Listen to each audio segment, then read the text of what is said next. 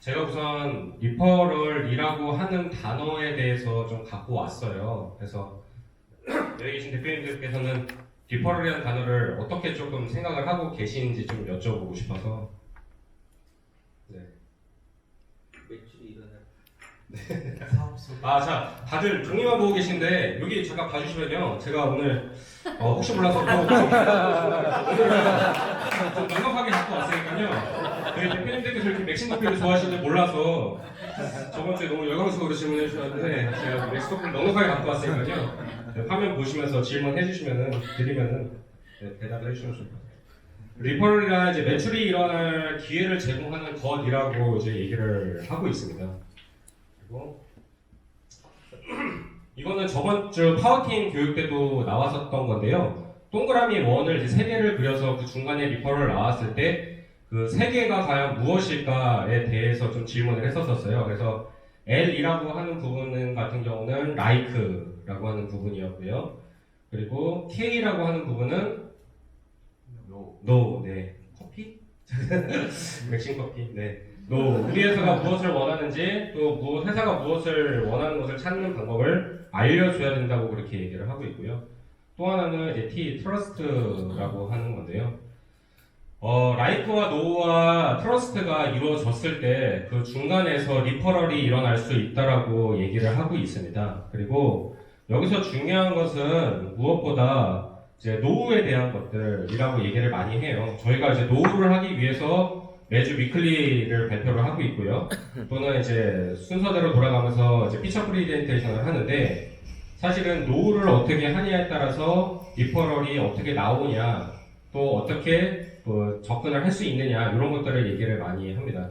다들 아시겠지만 위클리를 하고 피처 프리젠테이션을 하는 이유는 여기 계신 분들한테 T1을 요구를 하기 위해서 하는 게 아니고 사실 저희의 목표는 이제 T2 그러니까 외부에서 이제 오는 고객사들에 대해서 조금 더 넓은 확장성을 갖기 위해서 하는 건데 영업사원을 만든다고 표현을 하시더라고요. 그러니까 여기에 계신 분들 총 우리 나이스 챕터의 30명 분들을 잘 훈련되고 교육을 시켜서 내 사업을 훈련시켜서 외부로 나가서 내 사업을 이제 물어올 수 있도록 T2가 일어날 수 있도록 이제 그렇게 하는 훈련들을 보통 이제 위클리나 또는 피처 프레젠테이션을 통해서 이제 진행을 해야 되는데 신경을 많이 써야 된다는 거죠. 그리고 이해하기 쉽도록 하기 쉽도록 그렇게 해서 노후에 대한 부분을 좀 많이 강조를 했고요.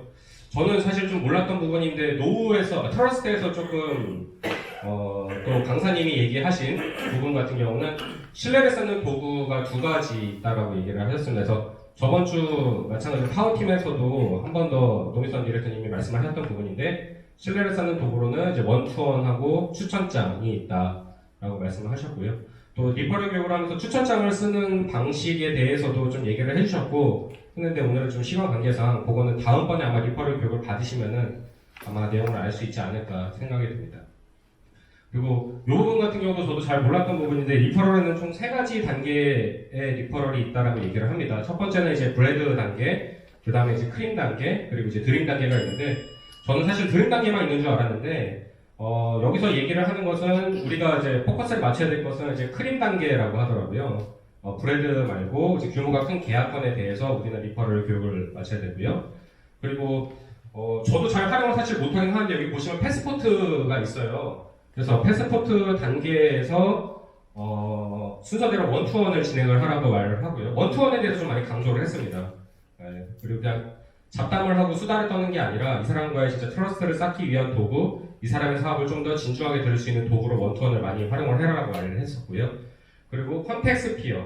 저는 사실 컨텍스트 피어가 잘 이해가 안 돼서 막 교육 끝나고 같이 가서 막 또 여쭤보고 했었었는데 간단하게 그냥 거래처의 거래처라고 정의를 내려주시더라고요. 다시 말씀드리면 저와 예를 들어서 남윤석 대표님이 서로 공유하고 있는 각자의 개인의 거래처를 트러스트가 쌓이고 노가 쌓이고 또 라이크가 쌓였을 때 그 안에서 서로의 거래처를 공유를 하는 거죠. 그래서 더 많은 리퍼럴이 일어날 수 있도록. 그리고 리퍼럴 집계 같은 경우는 저희가 사실은 그 어플리케이션을 통해서 리퍼럴 집계를 하고는 있는데 이게 일렬 형식으로 쭉 나오지 누가 나한테 리퍼럴을 줬고 내가 누구한테 리퍼럴을 줬는지는 사실은 그 어플로는 자세하게 확인은 못하게 되더라고요. 그래서 요거를 꼭 한번 리퍼럴 집계를 한번 정리를 한번 해봐라. 내가 누구한테 어떤 리퍼를 줬고 내가 누구한테 어떤 리퍼를 받았는지를 따로 이렇게 표로 정리를 해보면은 아마 좀 눈에 쉽게 내가 주는 사람한테만 리퍼럴을 주고 받는 사람한테만 리퍼럴을 받고 있구나라고 하는 것을 좀 눈으로 좀 다시 한번 확인을 할 수 있을 것 같다라고 이제 얘기를 해주셨습니다. 네, 원투원 줄레이고요. 파워데스 같은 경우는 네, 이런 식으로 있는데 USP 같은 경우도 저는 좀 생소한 단어였는데 이제 유니크 셀링 프로포즈라고 해가지고 나만의 판매를 위한 특별한 전략이라고 이제 얘기를 했고요.